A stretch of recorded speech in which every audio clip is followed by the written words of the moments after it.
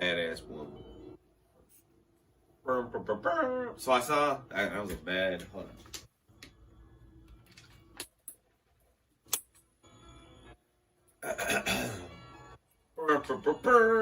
Badass woman in Herstory.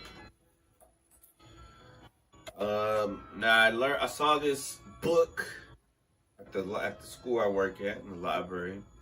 It was a damaged book, but it said damaged by water. I think rain was leaking, and it was called Angel of Goliad, and it had like a Hispanic woman in the front. I was like, oh, this is interesting. So I took a picture.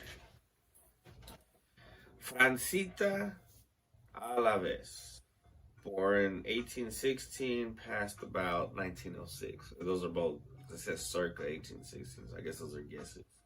She was known as the Angel of Goliad for saving the lives of Texas prisoners of war in the Goliad massacre and at Copano and Victoria, Texas, by interceding on their behalf and persuading the help of Mexican officials.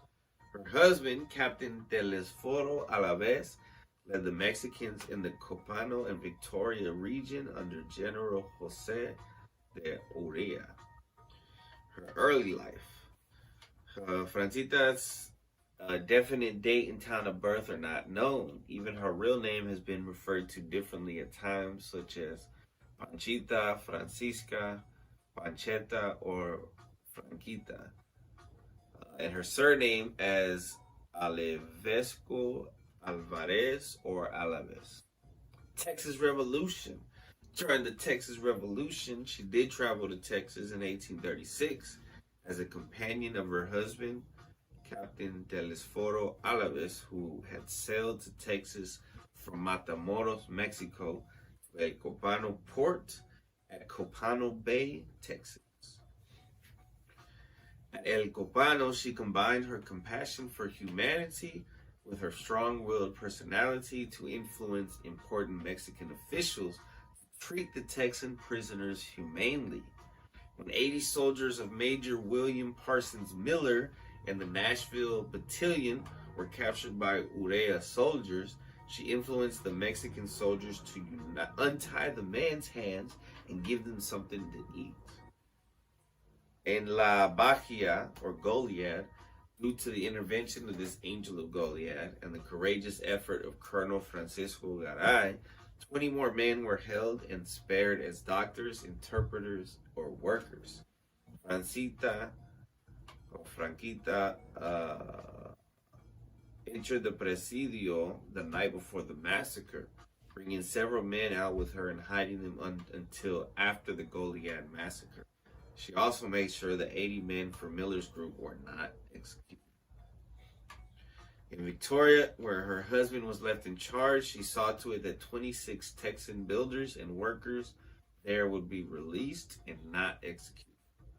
Aftermath. After the defeat of Santa Ana, Franquita returned with Captain Alavez to Matamoros.